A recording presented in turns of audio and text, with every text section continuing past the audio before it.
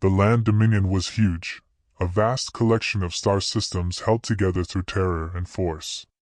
It prided itself on efficiency, discipline, and absolute supremacy among its countless worlds.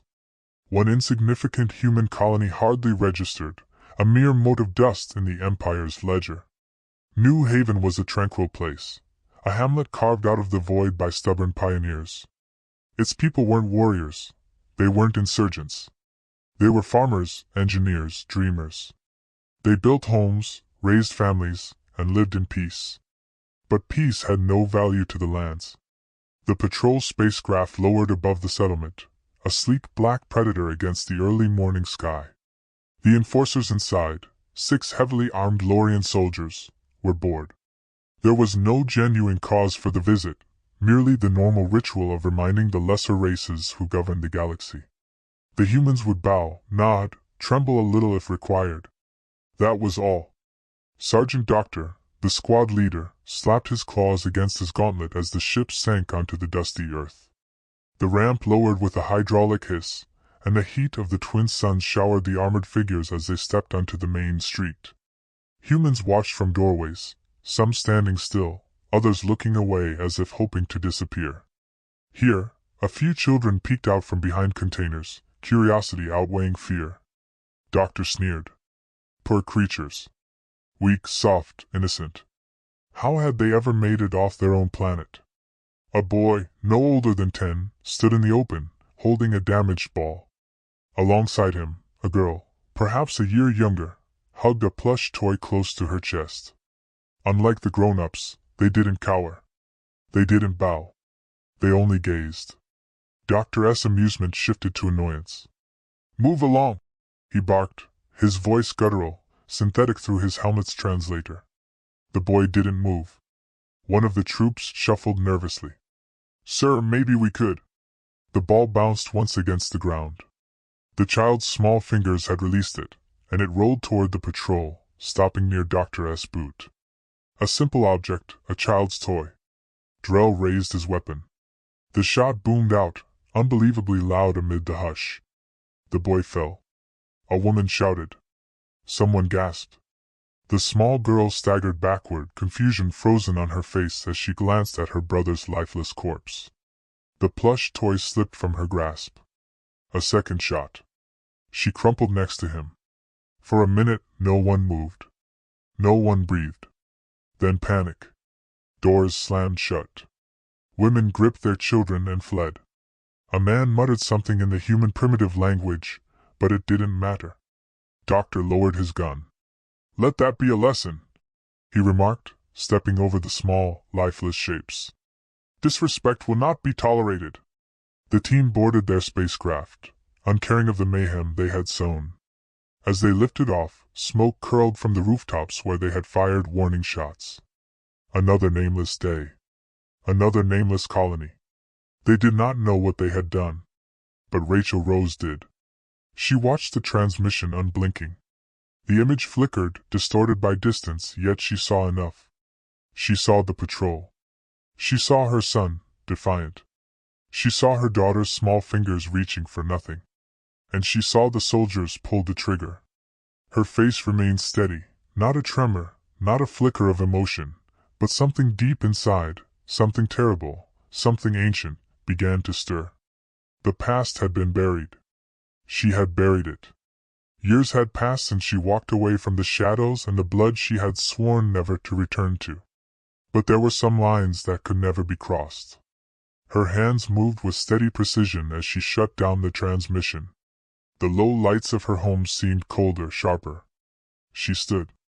A panel in the wall slid open at her touch. Inside, an unremarkable black case. She lifted it, placed it on the table, and unlatched the seals. The lid opened with a faint hiss. Armaments gleamed under the artificial light, blades honed to impossible sharpness, weapons pulsing with latent power, armor reinforced, modified, deadly. The past was not dead. It had only been waiting. She reached inside, and as it ripped into the emptiness with a speed they hadn't predicted, Rachel was already moving. Her fingers flew across the controls. The Omega Hunters were good, perhaps the best. However, they were used to hunting the weak. They weren't used to being hunted. Her ship twisted through their formation, cannons spitting fire. One hostile vessel detonated outright, ripped apart by accurate plasma bursts. Another received a direct hit to its thrusters, spinning out of control. Omega-1 didn't panic. He analyzed, adapted. His voice was icy over the comms. She battles like a machine, predictable, direct. Herd her into Sector 7. Deploy the mines. The remaining ships shifted formation, forcing her toward the coordinates. Rachel saw it, understood the play. She didn't care. She went straight in. The mines detonated in flawless sequence, filling the void with fire and shrapnel. A weaker pilot would have been incinerated. Rachel was already rolling the ship, adjusting thruster output, threading through the mayhem like a wraith. Another adversary fighter got too near. A hard spin, a precise maneuver. Its own mind shattered, it broke apart into molten fragments. Inside retribution, Rachel allowed herself a grin. The Omega Hunters weren't awful, but they weren't good enough. Omega-1 adjusted again, his mind a cold engine, evaluating new probabilities. If direct engagement was unwise, then the answer was simple: make her struggle on the ground. A transmission cut through the battlefield.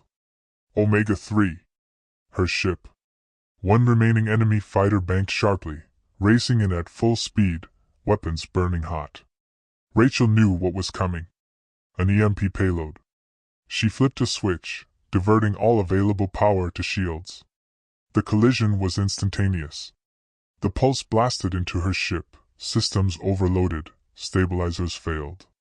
The stars twisted violently. Her ship screamed warnings. She battled for control, every muscle tensed in determination. Omega-1 watched from a distance. He did not celebrate. His prey was still alive. He issued a final command. Prepare ground for horses. The chase was not finished. It had just shifted shape. The landing was harsh, metal screeching as retribution tore over the surface of a barren, windswept planet. Smoke curled from its hull, sparks cascading in the dark. Rachel gritted her teeth as she unstrapped, ignoring the complaints of her injured ribs. She didn't have time to waste.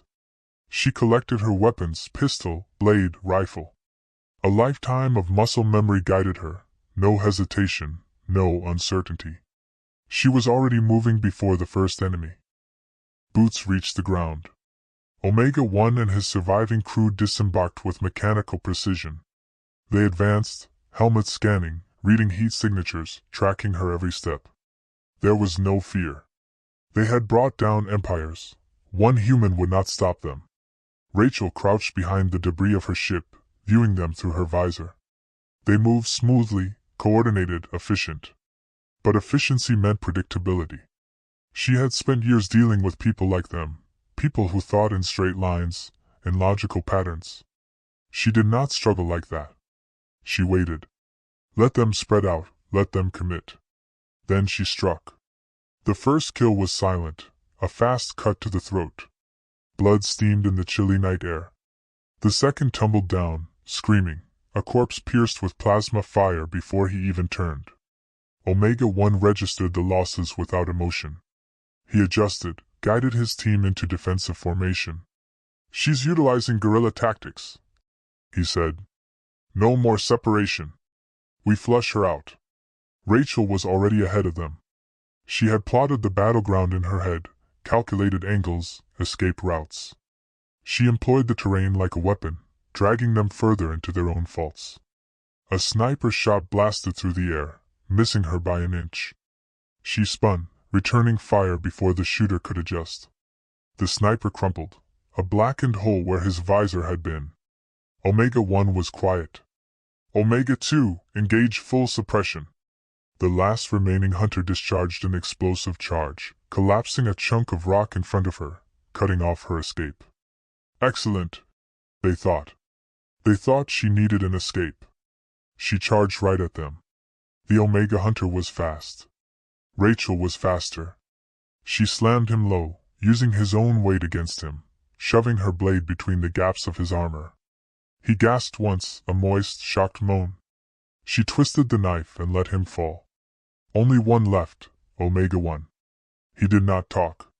He only glanced at her through the blankness of his visor. Then he attacked. They met in a blur of movement. Plasma fire shrieked between them. Blades clashed in fierce arcs of light. He was stronger, she was wiser. He was cruel, she was relentless. He grasped her arm, twisted, tried to pull her down. She wrenched free, spun, and drove her knee into his ribs. He staggered, just for a second. That was all she needed. Her knife found the joint between his helmet and armor. She thrust it deep. His body trembled, then stilled.